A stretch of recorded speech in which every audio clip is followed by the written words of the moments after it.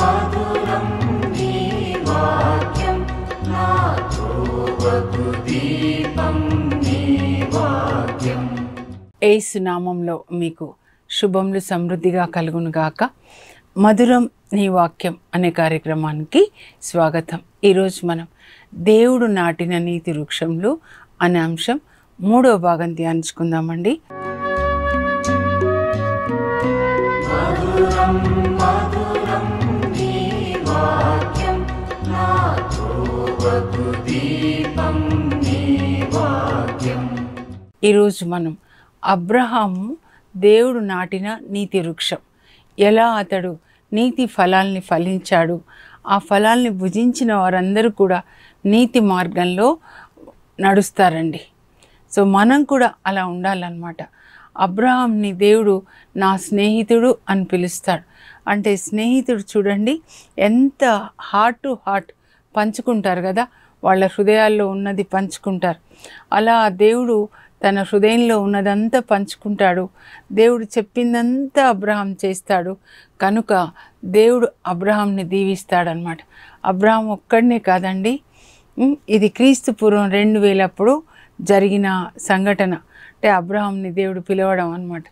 అయితే ఇప్పుడు క్రీస్తు శకం 2000 అయిపోయి 3,000 అయినా కూడా అబ్రహాం పిల్లల్ని, అంటే ఇజ్రాయెల్ దేశంలో ఉన్న యూదులని దేవుడు ఆశీర్వదిస్తున్నారు. ఇజ్రాయెల్ దేశమే కాదండి, వాళ్ళు అబ్రహాం పిల్లలు యూదులు ప్రపంచం అంతటా కూడా ఉన్నారనమాట. బాబిలోనియా ప్రవాసం వరకు వాళ్ళని ఇజ్రాయెల్ ప్రజలను పిలిచారు. బాబిలోనియా నుంచి తిరిగి వచ్చిన తర్వాత వాళ్ళని యూదులు అని పిలుస్తున్నారండి. అయితే ఇప్పుడు అబ్రహాంకి పిలుపు మన ఆది కాండము 11వ అధ్యాయంలో 27వ వచనం నుండి చూద్దామండి. ఆ తర్వాత ఆది కాండం 12 నుంచి 23 అధ్యాయాలు, అంటే దాదాపు 12 అధ్యాయాలు అబ్రహాం గురించే ఉంటుంది. ఇంకా లేకపోతే ఆది కాండం 12 నుంచి 50 వరకు అబ్రహాం పిల్లలే, అబ్రహాము, ఇస్సాకు, యాకోబు మరి యోసేపు అనమాట. యాకోబు 12 మంది, అందులో యోసేపు చరిత్ర అనమాట. ఒక కుటుంబం గురించి ఆది గ్రంథంలో ఉంటుంది. ఈ గ్రంథాన్ని నేను చాలాసార్లు చెప్పానండి. హీబ్రూ భాషలో బెరేషిత్ అంటే ఇన్ ద బిగినింగ్ అనమాట. అంటే it is also called the book of beginnings. Beginnings అంటే ప్రారంభంలో, ఆదిలో దేవుడు ఎలా సృజించాడు భూమి ఆకాశాన్ని, సూర్యచంద్ర తారకలు, ఆ తర్వాత భూమి మీద మొక్కలు, జంతువులు, సముద్రంలో జంతువులు, ఆ తర్వాత మానవుని సృజిస్తారు కదా. ఇదంతా కూడా ఆరంభంలో ఎలా సృష్టి జరిగింది, తర్వాత ఆరంభంలో మానవుడు ఎలా పడిపోయాడు, ఆ తర్వాత ఆరంభంలో ఎలా దేవుడు ఒప్పందాలు చేసుకున్నారు నోవాతో, ఇప్పుడు అబ్రహాంతో చూస్తాము ఎలా ఒప్పందాలు చేసుకున్నారు.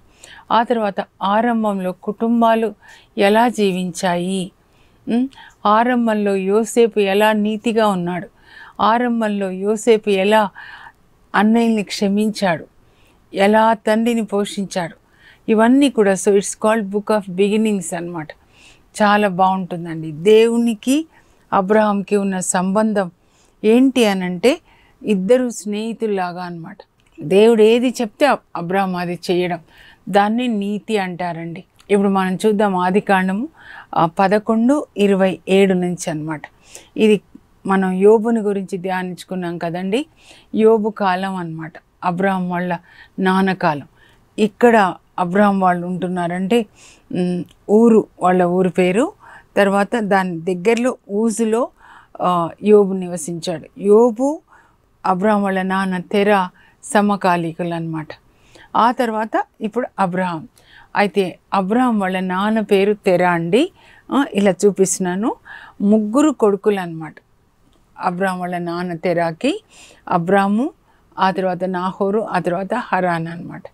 అయితే ఈ హరాన్కి లోతు ఇంకా మిల్కా ఈ పిల్లలు పుట్టిన తర్వాత హరాన్ చనిపోతాడనమాట. ఆ తర్వాత ఇంకా తెరాకి 2 కొడుకులు మిగులుతారనమాట, అబ్రహాము, నాహోరు. వీళ్ళు కూడా పెళ్ళిళ్ళు చేసుకుంటారు మరి. కానీ ఇంకా అబ్రహాంకి పిల్లలు ఉండరు అనమాట. సారా అబ్రహాం భార్య పేరు. అప్పుడు దేవుడు వీళ్ళు ఎక్కడ నివసిస్తున్నారంటే ఊరు అనే పట్టణంలో నివసిస్తున్నారండి. అప్పుడు అబ్రహాంకి పిలుపు వస్తుంది అనమాట. పిలుపు వచ్చినప్పుడు ఆయన బయలుదేరుతారనమాట. దేవుడు పిలుస్తారు, ఇదిగో నీ ఊరు, నీ దేశాన్ని, చుట్టుపక్కలు అన్నిటినీ విడిచిపెట్టి నేను చూపించిన దేశానికి వస్తే నేను ఆశీర్వదిస్తాను, నేను ఆశీర్వాదకరంగా మారుస్తాను అని చెప్పినప్పుడు అబ్రహాం బయలుదేరుతాడనమాట. అయితే అబ్రహాం తండ్రి అప్పటికే చాలా వృద్ధుడండి. కనుక అబ్రహాం బయలుదేరుతున్నప్పుడు పెద్ద కొడుకు అనమాట. అప్పుడు వాళ్ళ నాన్న బయలుదేరుతాడు, తమ్ముడు కూడా బయలుదేరుతాడు, ఇంకో తమ్ముడు పిల్లలు లోతు వాళ్ళు ఉన్నారు కదా, వాళ్ళు కూడా బయలుదేరుతారనమాట. ఎందుకంటే తండ్రి మరణించినప్పుడు పెద్ద కొడుకు తొడ మీద తండ్రి తల పెట్టుకుంటాడనమాట. సో తండ్రి ఊపిరి పోగానే, ప్రాణం పోగానే తండ్రి కన్నులు ముయ్యాలన్నమాట పెద్ద కొడుకు. అది వాళ్ళ ఆచారం. కనుక దేవుడు ఈయనను పిలిచినప్పుడు అబ్రహాం బయలుదేరితే, తెరా నేను కూడా నీతో వస్తా అని అందరూ, ఇంకా తమ్ముడు కూడా అందరూ కలిసి బయలుదేరుతారండి. బయలుదేరి వాళ్ళు హరాను అనే చోట స్థిరపడతారు. అక్కడ అబ్రహాం వాళ్ళ నాన్న మరణిస్తాడండి. తెర 205 సంవత్సరాలు జీవిస్తాడనమాట. ఈ జలప్రళయం తర్వాత మీరు చూస్తే వాళ్ళ వయస్సు అంటే ఆయుష్ తగ్గించబడుతుంది. అంతకుముందు మీరు చూడండి ఆదికాండంలో నోవా తర్వాత ఇంకా ఆదాం వాళ్ళ దగ్గర నుంచి చూస్తే వాళ్ళు 900 సంవత్సరాలు, 950, 930 అలా జీవించారు. జలప్రళయం తర్వాత ఇంకా ఇప్పుడు తెర అబ్రహాం వాళ్ళ నాన్న 205 సంవత్సరాలు తర్వాత మీరు చూస్తే అబ్రహాము 175 సంవత్సరాలు అట్లా జీవిస్తాడు. ఓకే అండి. సో వీళ్ళు హరాన్లో స్థిరపడిన తర్వాత తెర మరణిస్తాడు. తెర మరణించిన తర్వాత ఇంకా అక్కడే పాతి పెడతారు. ఇంకా ఆయన బాధ్యత అయిపోతుంది కదా, దేవుడు మరలా అబ్రహాంని పిలుస్తారు, ఇప్పుడు నేను చూపించే చోటికి రా, ఇంకా నీ బాధ్యత అయిపోయింది, మీ నాన్న మరణించాడు కదా అని. అప్పుడు హరాన్ నుంచి ఆయన బయలుదేరుతాడు. ఎలా బయలుదేరుతాడు ఆయనకు తెలియదు ఎక్కడో. దేవుడు ఇలా, ఇది దేవుడు అనుకోడు, దేవుడు ఇలా నడిపిస్తుంటే దేవుని వెనకాల వచ్చేస్తాడండి. వచ్చేసి కానా దేశంలో షెకెం అనే చోటకు వచ్చినప్పుడు ఇక్కడ ఉండు అంటారు. అనగానే అబ్రహాం అక్కడ ఆగుతాడనమాట. అప్పుడు దేవుడు నేను చెప్పగానే వచ్చేసావు, ఎక్కడికి అని కూడా అడగలేదు కదా, కనుక నీ విధేయతని బట్టి నేను ఎంతో ఆనందించాను అని ఉంటాడు. ఈ దేశాన్ని నీ పిల్లలకి, నీ సంతతికి వారసత్వ భూమిగా నేను అప్పగిస్తున్నాను అంటారనమాట. ఆదికాండం 12:7 అండి. విధించిన ప్రతిసారి అబ్రహాంకి దీవెనలు వస్తున్నాయి. మీకు కూడా ఏదైనా ఒక ఆశీర్వాదం రావాలి పరలోకం నుంచి అంటే తాళపు చెవి ఏంటంటే విధేయత, దేవుని మాటకు విధేయత అన్నమాట. సో అబ్రహాము ఎలా దేవునికి విధేయత చూపించాడో అలా ఆశీర్వాదాలు పొందాడు. ఇప్పుడు నేను ఈ మాట ఎందుకు చెప్పించాను అంటే నా భర్తతో, మీ దేవుడు పరిశుద్ధుడైనట్లే మీరును పరిశుద్ధులై ఉండండి. మీ నాలుక, కన్నులు యోబులాగా పరిశుద్ధంగా ఉన్నాయనుకోండి, మీ చెవులు, మీ ఆలోచనలు, మీ దేహము, మీ హృదయంలో కోరికలు, అప్పుడు అన్ని ఆశీర్వాదాలు మీ అవుతాయన్నమాట. దేవుడు ఈ మాట చెప్పారు, మీ దేవుడు పరిశుద్ధుడు కనుక మీరును పరిశుద్ధులై ఉండండి. మీరు పరిశుద్ధంగా ఉన్నారనుకోండి, అప్పుడు అన్ని దీవెనలు వచ్చేస్తాయన్నమాట. పాపంలో ఉండమని దేవుడు మనల్ని పిలవలేదండి. అయితే అబ్రహాంని ఎక్కడికి దేవుడు తీసుకొచ్చారు? 12వ అధ్యాయంలో 6వ వచనం. మీరు తప్పకుండా 12వ అధ్యాయం నుంచి 50 వరకు కదలకుండా చదవండి, చదువుతూనే ఉండండి, మీరు రాసుకుంటూ ఉండండి. అర్థమైందా? ఏవేవి రాసుకుంటారో అవన్నీ మీరు పోగు చేసుకున్నట్లు అనమాట. ఈరోజు 6వ వచనం చెప్పమన్నారండి. దేవుడు అబ్రహాంని ఏదో ఇక్కడ ఊరు నుంచి కానాకు తీసుకొచ్చారు. నేను మీకు ఇప్పుడు మ్యాప్ ద్వారా చెప్తానండి. ఈ వెనకాలే ఉంటాయి బైబిల్లో మ్యాప్, పటం 1 అన్నమాట. అబ్రహాము ప్రయాణం చేసినటువంటి ప్రదేశాలు మీరు మ్యాప్స్ ఇక్కడ ప్రక్కన పెట్టుకొని అప్పుడు మీరు బైబిల్ చదవండి. అబ్రహాం నాకు పిలుపు, అతడు ప్రయాణం చేసిన దేశంలో చూడండి, ఇక్కడ ఊరు అనే ప్రాంతంలో నివసిస్తూ ఉన్నాడండి. అక్కడి నుంచి ఆయనకి పిలుపు వస్తుంది. ఇలా తన తండ్రి, తమ్ముడు అందరూ కలిసి బయలుదేరుతారు. ఇక్కడ హారాన్లో ఉంటారండి. ఇక్కడ తండ్రి మరణించిన తర్వాత దేవుడు మరలా ఆయనను పిలుస్తారనమాట. అక్కడి నుంచి ఆయన ఇక్కడ షెకెం ఇక్కడ ఉండమని చెప్తారు దేవుడు. ఆ తర్వాత బేర్షెబా అట్లా ప్రయాణం చేస్తూ ఉంటాడనమాట. ఇప్పుడు వాక్యం ధ్యానించుకుందాం. మ్యాప్లో చూశారు కదా అబ్రహాం ఎట్లా ప్రయాణం చేశాడో. ఊరు నుంచి హారాన్, ఇక్కడ వాళ్ళ నాన్న చనిపోతాడు. అక్కడి నుంచి ఇప్పుడు కానా దేశంలో షెకెంకి వస్తారు. షెకెంలో కూడా ఎక్కడ అంటే సింధూర వృక్షం మోరే వద్దనున్న సింధూర వృక్షం కడకి తీసుకొచ్చారంట. అంటే సింధూర వృక్షం అంటే ఏంటంటే నీతి వృక్షం అండి. దేవుడు ఈ మాట చెప్పమన్నారు. దేవుడు అబ్రాహాంని ఎక్కడి వరకు తీసుకొచ్చారంటే షెకెంలో మోరే వద్దనున్న నీతి వృక్షం దగ్గరికి తీసుకొచ్చి అక్కడ నుంచోబెట్టారు. అంటే అర్థం ఏంటంటే అబ్రహాము నీతి వృక్షము, దేవుడు నాటిన నీతి వృక్షము. చూడండి, ఈయనలాగా మీరు జీవించాలి. ఆ నీతి వృక్షం నీతి ఫలాలు ఫలించింది, అవి మనం తినాలి. అంటే అబ్రహాం యొక్క క్యారెక్టర్ మనం తీసుకోవాలన్నమాట, భుజించాలి. అది ఆయనలాగా మనం జీవించాలన్నమాట. అప్పుడు దేవుడు అంటారు, ఈ దేశాన్ని నేను నీ సంతతికి ఇస్తాను. అప్పటికి ఆయనకి పిల్లలు లేరు, 75 సంవత్సరాలు అనమాట. కానీ దేవుడు ఆయనకి కనబడిన చోట దేవునికి బలిపీఠాన్ని నిర్మిస్తాడండి. చాలా ముఖ్యమైనది బలిపీఠం. అంటే చర్చిని కట్టాడు, దేవాలయాన్ని కట్టాడు. ఇంకా అక్కడి నుంచి చర్చి కట్టబడింది అంటే అక్కడ దేవునికి ఆరాధన జరుగుతుంది అన్నమాట. ఎక్కడెక్కడ కనబడితే అక్కడి నుంచి ఆయన షెకెం నుంచి కొంచెం బెతేలు హాయికి మధ్యలో అక్కడ కొన్ని రోజులు ఉంటాడు. అక్కడికి వెళ్ళగానే ఫస్ట్ ఏం చేస్తాడు, దేవునికి బలిపీఠాన్ని కట్టి దేవుడిని ఆరాధిస్తూ ఉంటాడు. ఎక్కడ వెళ్తే అక్కడ చర్చి ప్లాంటింగ్ అంటారండి. ఎక్కడ వెళ్తే అక్కడ ఆయన దేవాలయాన్ని అంటే బలిపీఠాన్ని అంటే దేవాలయాన్ని కట్టి దేవుణ్ణి ఆరాధిస్తున్నారు. అంటే దేవునితో ఆయన సంబంధంలోకి వచ్చాడనమాట. అది అలా మీరు ఇంకా తర్వాత 13వ అధ్యాయానికి వచ్చినట్లయితే లోతును కూడా తీసుకొని వస్తాడు దేవుడు. నువ్వేరా అబ్రహాం అంటే ఆయనకి వాళ్ళ తమ్ముడు చనిపోయాడు కదండి, హారాన్కి పుట్టిన కొడుకు లోతుని తన సొంత కొడుకులాగా చూసుకుంటాడు. ఎందుకంటే తనకు పిల్లలు లేరు, ఆ సోల్ట్ అయి ఉందన్నమాట. సో అక్కడ వాళ్ళు నివసిస్తున్నప్పుడు చాలా గొర్రెల మందలు వీళ్ళకి వాళ్ళకి అబ్రహాంకు ఉన్నాయి, లోతుకి. అప్పుడు పని వాళ్ళు పోట్లాడుకుంటుంటే అబ్రహాము పొలంలోకి మధ్యలో నిలబడి లోతుతో ఏమంటాడంటే, నా కొడుకు కదా, కుమారుడా, మనిద్దరం రక్త సంబంధం, ఒకే రక్తం కదా, పోట్లాడుకోకూడదయ్యా, మనం విడిపోవడం మంచిది. సమాధానంగా పోట్లాడుకునే కంటే మన ముందు కావాల్సినంత స్థలం ఉంది. నువ్వు ఇటు వెళ్తా అంటే నేను ఇటు వెళ్తా, లేదా నువ్వు ఇటు వెళ్తా అంటే నేను ఇటు వెళ్తా. అప్పుడు లోతు ఇటు అటు చూస్తాడండి. ఇటువైపు సొదొమ గొమొర్రా వైపు చాలా బావులు అనమాట, నీళ్లు చాలా ఉంటాయి. ఇటువైపు ఉండవు. నేను ఇటు వెళ్తా పెద్దనాన్న అంటే, సరే అయ్యా, దేవుడు నిన్ను అమ్మాయి కోడల్ని మనోరాళ్ళని ఆశీర్వదించుదురుగా కానీ పంపిస్తాడనమాట. సమాధానంగా ముందు నువ్వు తీసుకో, ఇంకా తర్వాత మా పెద్దనాన్న నాకు అన్యాయం చేశాడు అనడానికి లేకుండా అనమాట. అప్పుడు వాళ్ళు వెళ్ళిపోతారు. దేవుడు ఆయనకి ప్రత్యక్షమై, ఎంత త్యాగం చేశావు కదా సమాధానం కొరకు, కనుక నీ కన్నులు ఎంత చూస్తాయో చూడు అబ్రహాము, అదంతా నేను నీకు ఇస్తా అని చెప్తాడండి 13లో అనమాట. ఇవన్నీ మనం నేర్చుకునే పాఠాలండి. నీతి ఫలాలంటే ఇదే, ముందు నువ్వు తీసుకో, తర్వాత నేను తీసుకుంటాను. ఇది మనం కూడా తినాలన్నమాట. ఆ తర్వాత 14వ అధ్యాయానికి వచ్చినట్లయితే మరి ఈ సొదొమ గొమొర్రా అక్కడ ఉంటున్నాడు కదండి లోతు. అయితే అక్కడ వేరే 4 రాజులు ఈ సొదొమ గొమొర్రా మొత్తం 5 దేశాల మీద దండయాత్ర చేసి రాజులని ప్రజల్ని తీసుకొని పోతారు. ఎవరో చెప్తారనమాట, మీ కొడుకు లోతుని భార్య పిల్లల్ని కూడా తీసుకొని వెళ్ళారు. 4 రాజులు దండెత్తి 5 రాజులని ప్రజల్ని తీసుకెళ్లారు.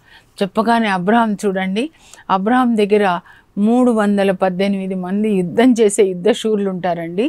వాళ్ళతో వెళ్ళి 4 రాజుల మీద వాళ్ళతో యుద్ధం చేసి ఈ 5 రాజుల్ని ప్రజల్ని విడిపించుకొని వస్తాడండి. చూడండి, అంటే ఎంత యుద్ధశూరుడు అండి అబ్రహాము. ఇంకోలాగా అనుకోకూడదు.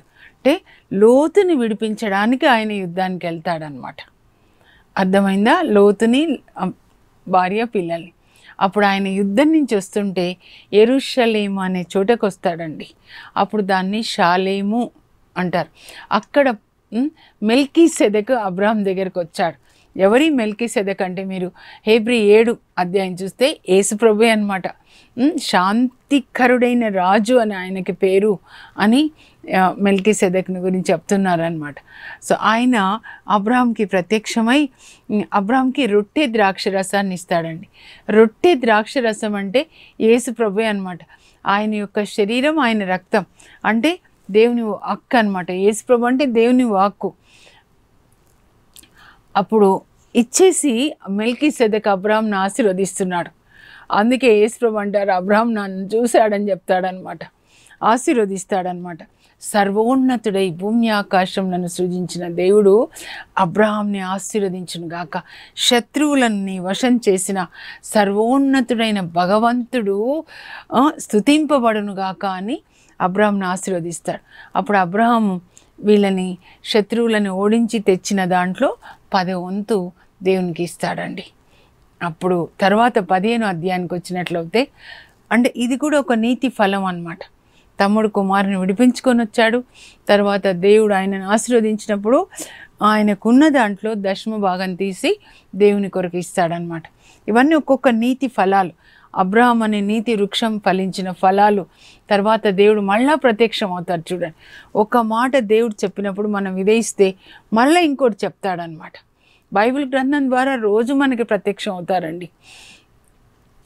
అప్పుడు అబ్రాహాంకి ప్రత్యక్షం అవుతాడనమాట. నేను నిన్ను డాల్లా కాపాడుతాను అబ్రాహాము, నేను నీకు గొప్ప బహుమతి ఇస్తా అంటే అబ్రాహాం అంటాడు, ఏమి ఇస్తావులే అయ్యా, నాకేమన్నా పిల్లలా పాపలా, పిల్ల చెల్లెనా, నా ఇంట్లో పుట్టాడు పనివాడు ఎలియాజరు, వాడే నా ఆస్తికి అంత వారసుడు అవుతాడు. అప్పుడు దేవుడు నువ్వు బయటికి రా, ఇదో ఆకాశం వైపు చూడు అంటాడనమాట. సాయంకాలం ఆకాశం వైపు చూడు, నక్షత్రాలను లెక్కబెట్టంటే రాత్రే కదండి. అప్పుడు ఇంటి ముందు పడుకొని అయినా ఉండొచ్చు ఆయన అనమాట. లెక్కబెట్టి అంటే అమ్మో ఇన్నా నీ పిల్లలు కూడా ఇంతమంది ఉంటారు అంటాడనమాట దేవుడు. అంటే అబ్రాహాము దేవుని నమ్మాడంట. కళ్ళు మూసుకొని కళ్ళు తెరిచేసరికి ఆ నక్షత్రాలు చిన్నపిల్లలాగా డాడీ డాడీ డాడీ అబ్రాహాం డాడీ అని పిలుస్తున్నారనమాట. నమ్మాడంట, కనుక అది అతనికి నీతిగా ఎంచబడింది. ఆదికాండం 15:6 అండి. దేవుని నమ్మాడు అనే మాటకు అర్థం ఏంటి అని కొన్ని సంవత్సరాలు నేను దేవుణ్ణి అడుగుతూ బైబిల్ చదువుతున్నాను. నమ్మడం అంటే ఏంటి అంటే దేవుని నమ్మాడు అంటే దేవుని విశ్వసించడం. విశ్వాసం అంటే ఏంటి ప్రభు అంటే విధేయత.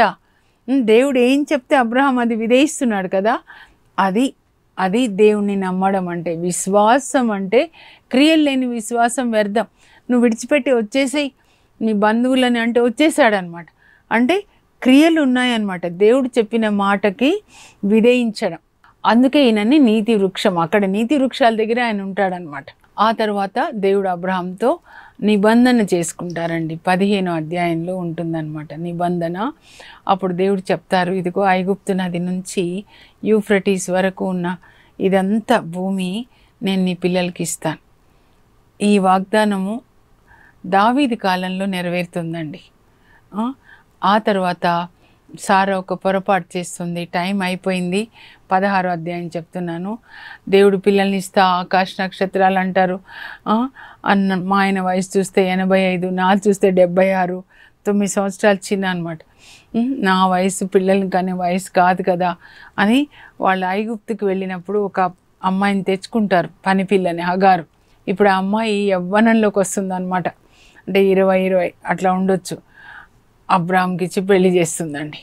ఇంకా అమ్మాయి గర్భం ధరించిన తర్వాత ఒక లెక్క లేదు సారా అంటే. అప్పుడు ఆమెను పంపించేస్తుంది అనమాట. పంపిస్తే దేవదూత ప్రత్యక్షమయ్యి, ఇదో నువ్వు ఎక్కడికి వెళ్తున్నావు, సారా దాసి హగారు, తిరిగి వెళ్ళి నీ యజమానురాల దగ్గర అణిగి ఉండు. దేవుణ్ణి ప్రార్థన ఆలకించారు కనుక ఈ బిడ్డకి ఇష్మాయిల్ని పెట్టు. ఇష్మాయిల్ ఎట్లా ఉంటాడంటే అడవి గాడిదలాగా అందరి మీద చేయి చేసుకుంటాడు, అందరూ ఈయన మీద చేయి చేసుకుంటారు అని చెప్తారండి. ఆ తర్వాత మీరు చూస్తే 17వ అధ్యాయంలో దేవుడు వీళ్ళ పేర్లు మారుస్తారండి. నీ పేరు అబ్రాహాం కాదు అబ్రహాము, సారాయి కాదు సారా రాజకుమారి. అబ్రహాం అంటే అనేక జాతులకు తండ్రి అని, సున్నతి చేసుకోవాలి అని ఆ నిబంధనకి గుర్తుగా 8వ రోజు మీ ఇంట్లో పుట్టిన ప్రతి మగపిల్లలకి, ఆ తర్వాత డబ్బిచ్చి కొనుక్కున్న బానిస మగపిల్లలు కూడా సున్నతి చేయాలి అని చెప్తే అబ్రాహాం ఇష్మాయిల్ అప్పటికి ఉన్నారు కదా, సున్నతి చేసుకుంటారండి. 18వ అధ్యాయంలో అతిథి సత్కార్యాలు చేస్తాడు అబ్రహాం. ఇది ఒక నీతి ఫలం అన్నమాట. ఎవరో ముగ్గురు బాటసార్లను, కానీ ఆ ముగ్గురు తండ్రి కుమార పరిశుద్ధ ఆత్మలు. నేను చెప్పానా, హెబ్రోన్లో అన్నమాట. అప్పుడు వాళ్ళు ఉండేది హెబ్రోన్లో. మళ్ళా సింధూర వనము అన్నారు, అంటే నీతి వృక్షంలో వనం. అంటే ఆ వనంలో ఈ ముగ్గురు అక్కడ కూర్చున్నారనమాట. తండ్రి కుమార పరిశుద్ధాత్మలు నీతి వృక్షాలు అన్నమాట, నీతివంతులు. వాళ్ళకి అతిథి సత్కార్యాలు చేసిన తర్వాత అబ్రాహాము, దేవుడు అప్పుడు వాళ్ళ ఇంట్లోకి వచ్చే ఏడాది నాటికి నీ భార్య సారాకు కొడుకు పుడతాడు. ఆమెను అవుతుంది, కానీ సరిగ్గా అలాగే జరుగుతుంది అన్నమాట. ఇవన్నీ అబ్రాహాం ఫలించిన నీతి ఫలాలు. అందుకే ఒక్కొక్క అధ్యాయం ద్వారా చెప్తా ఉన్నాను అనమాట. తర్వాత ఇంకా 19వ అధ్యాయం అయితే ఇంకా సొదొమ గొమొర్రాని దేవుడు అగ్నిని పంపి నాశనం చేస్తారండి. ఎందుకంటే వాళ్ళు మగవాళ్ళతో పాపం చేస్తూ ఉన్నారు. అంత భయంకరమైన పాపం కాబట్టి దేవుడు ఆ పట్టణాలని నాశనం చేస్తారు. ఇంకా 21కి వచ్చినట్లయితే ఇస్సాకు పుడతాడండి సారాకి. అబ్బా, దేవుడు నాకు బిడ్డనిచ్చి నన్ను నవ్వుల తేలించారని ఇస్సాకు అని పేరు పెట్టుకుంటుంది అనమాట. ఇంకా చాలా సంతోషం అబ్రాహాంకి సారాకి. సారాకి ఎంత సంతోషం అన్నమాట. పాలు విడిచిన రోజున ఫంక్షన్ చేస్తారండి. అప్పుడు అంత ఫంక్షన్ అయిపోయిన తర్వాత పిల్లలిద్దరూ ఆడుకుంటున్నారు. ఇష్మాయిల్ పెద్దవాడు, ఇసాక్ చిన్నవాడు. ఇంకా ఇష్మాయిల్ చిన్నవాడిని ఎగతాళి చేస్తూ కొట్టుంటాడు. ఇంకా నేను అనుకుంటాను సారాకు ఎంత కోపం వస్తుందంటే అబ్రాహాం దగ్గరికి వెళ్ళి, ఈ దాసికి పుట్టిన బిడ్డను నా ఇంట్లోంచి పంపించేసే, నా కొడుకుతో సమానంగా ఈ బిడ్డ ఉండడానికి నేను ఒప్పుకోను. అబ్రాహాంకి చాలా బాధ అనిపిస్తుంది, కానీ దేవుడు చెప్తారు పంపించేస్తాడనమాట. చాలా ఇష్టం, కానీ పంపించేస్తాడు. దేవుని యొక్క మాటకి లోబడి తనకిష్టమైనవన్నీ దేవుడు వద్దు అంటే ఆయన దేవునికి విధేయిస్తున్నాడు. అపవిత్రమైనవి ఏవి మన దగ్గర ఉంచుకోవద్దు. దేవుడు చెప్తారు విసర్జించాలి అని చెప్తారు. మీరు చదివితే కొలొస్సీ 5లో 3 నుంచి అపవిత్రత, జారత్వము ఇవన్నీ కూడా విసర్జించాలని చెప్తారు. అపవిత్రమైనవి ఏవి మన హృదయంలో ఉండకూడదని. అబ్రాహాం చూడండి, దేవుడు ఏం చెప్తే పంపించేస్తే అంటే పంపించేస్తాడు. ఆ తర్వాత చివరి పరీక్ష అండి, ఇంకా 22వ అధ్యాయం అనమాట. నీకు ఇష్టమైన ఇస్సాకుని మోరియా కొండ మీద నాకు బలిగా ఇవ్వు అన్నప్పుడు బాబుని తీసుకొని వెళ్తాడండి. బలిపీఠాన్ని కట్టి బాబుని పడుకోబెట్టి ఆ బలిపీఠం మీద కత్తి ఎత్తుతాడు. అప్పుడు దేవుడు ఆయనకి మరలా ప్రత్యక్షం అవుతారు. నీ ఏకైక కుమారుని, ఎంతో ప్రేమించే కుమారుని నాకు ఇవ్వడానికి నువ్వు వెనుకంజ వేయలేదు కనుక నీవు దైవభీతి కలవాడవని ఇప్పుడు నేను నమ్ముతున్నాను. దైవభీతి అంటే దేవుణ్ణి గౌరవించడం అండి, భయపడడం కాదు, దేవుణ్ణి గౌరవించడం. దేవుణ్ణి గౌరవించడం అంటే దేవుడు చెప్పినట్లుగా వినడం అన్నమాట. అలాంటి వ్యక్తులని నీతిమంతులు అంటారు. అదే ఇప్పుడు మన టాపిక్ అన్నమాట, దేవుడు నాటిన నీతి వృక్షం. కనుక నేను ఎక్కువగా ఆశీర్వదిస్తాను, నీ సంతానాన్ని ఆకాశ నక్షత్రాల్లాగా ఆశీర్వదించుతాను. ప్రపంచంలో ఉన్న అందరూ కూడా నీ సంతతి ద్వారా ఆశీర్వదించబడతారు. అంటే నీ వంశంలో అబ్రహాము, యేసు ప్రభు పుడతారు, లోకరక్షకుడు, నా కుమారుడు. ఆ విధంగా అందరికీ ఆశీర్వాదం అన్నమాట. ఇంకా టైం అయిపోయిందండి. ముగించే ముందు కొన్ని పాయింట్స్ నేను చదువుతాను, మీరు కూడా రాసుకునండి. ఒక్కొక్క అధ్యాయం నుంచి ఒక్క పాయింట్ అన్నమాట. అప్పుడు మీరు ధ్యానించుకోగలుగుతారు. నీతి ఫలాలు ఒక్కొక్క అధ్యాయంలో అబ్రహాం చేసిన ఒక్కొక్క పని ఒక నీతి ఫలం అన్నమాట. చదువుతాను, స్క్రీన్ మీద చూడండి. వేకువ వెలుగు వలె ప్రకాశించిన అబ్రహాం నీతి. అబ్రహాం దేవుడు చెప్పిన రీతిగా బయలుదేరను. అబ్రహాము బలిపీఠం నిర్మించి దేవుని ఆరాధించెను. అబ్రహాం త్యాగం. అబ్రహాం లోతుని విడిపించెను. అబ్రహాము మెల్కీసెదెకునకు 10వ భాగం చెల్లించాడు. దేవుడు అబ్రహాంతో నిబంధన చేస్తాడు. అబ్రహాము అతిథి సత్కార్యములు, దీవెన. అబ్రహాం విజ్ఞాపన. ఇస్సాకు బలి. వెలనిచ్చి మక్ఫీల గుహను కొంటాడు. నీతిమంతులకు దీవెనలండి. పట్టపగలగు వరకు వేకువ వెలుగు తేజరిల్లునట్లు నీతిమంతుల నీతి అంతకంతకు తేజరిల్లును. ఇప్పుడు ప్రార్థన చేసుకుందామండి. పరలోకపు మా తండ్రి, మీ పరిశుద్ధ నామమునకు స్తోత్రం కలుగును గాక.